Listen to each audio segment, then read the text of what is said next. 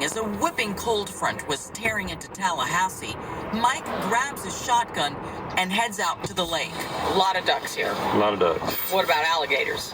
There's alligators too. Lake Seminole has quite its share. Mike promises his adoring wife, Denise, he'll be back by noon. After all, it's a special day. The loving couple is celebrating their 6th wedding anniversary. I said, so what are you doing this weekend? He says, Denise and I are having a wedding anniversary. We're going to go down to this little bed and breakfast and just kind of relax and kick back. And I said, sounds great. I love Denise. I thought she was perfect for Michael. He gave her everything. Gave her everything she wanted. She didn't have to work after the baby was born. But it's well past noon now. Mike hasn't returned home from his hunting trip. Daylight curls into darkening skies, and Denise becomes frantic. He had a cell phone. He wasn't answering it. She phones her dad, and friends rendezvous at the lake. Brian Winchester, Mike's best buddy, and Denise's dad lead the desperate search at dusk for her missing husband. It was still very windy, cold. The storm had just blown through. The temperature plummeted to 19 degrees, which made searching very difficult. You've got rain, you've got extremely high winds. Florida Fish and Wildlife Officer David Arnett was the first investigator called to the scene. And I was told that we had a missing boater on Lake Seminole. The search is called off for the night, but the next day they get their first break into Mike's mysterious disappearance. They find his boat. You're pretty certain that this is where he launched the boat? Yes, there's no question about the boat being launched here due to the fact that his truck and trailer was right here also. And where was the boat found from here? The boat was found approximately 300 yards to our right. It was apparent that it had been launched by one individual, the way the boat had been turned around and apparently pushed out. Mike's shotgun was there still in its case. There was some decoys on top of some other equipment. But there was no Mike.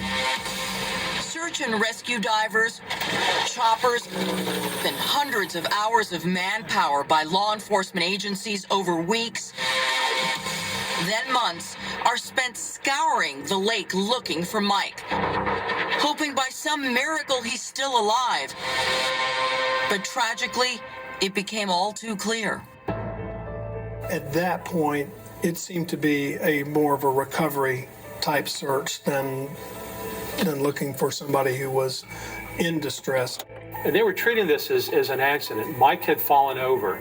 Florida Fish and Wildlife investigators believed he had been pulled under by the weight of his fisherman's waders and drowned in the shallow depths of alligator-infested waters.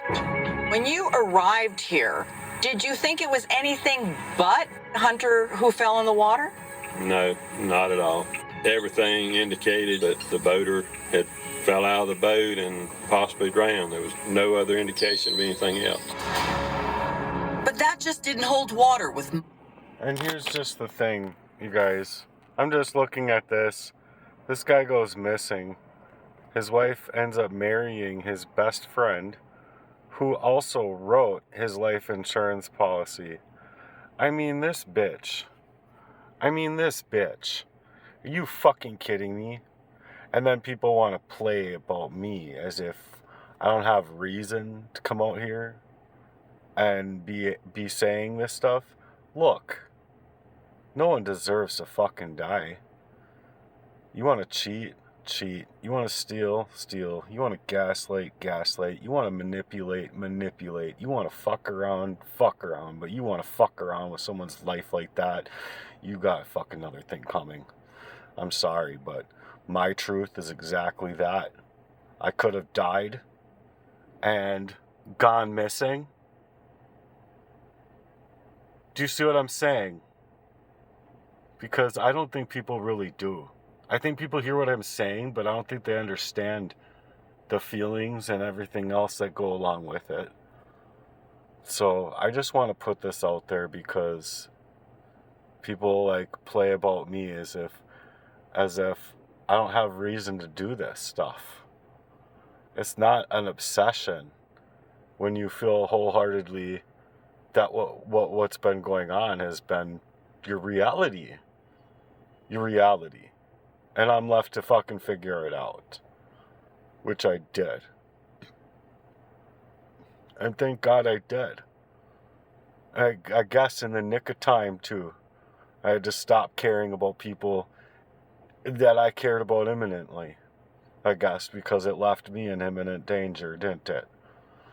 But anyway, I just wanted people to know that, I mean, legit, they can just go right on fucking YouTube and then search in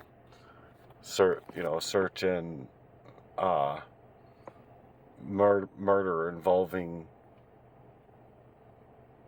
cheating with his best friend or anything like this. You're gonna find stuff.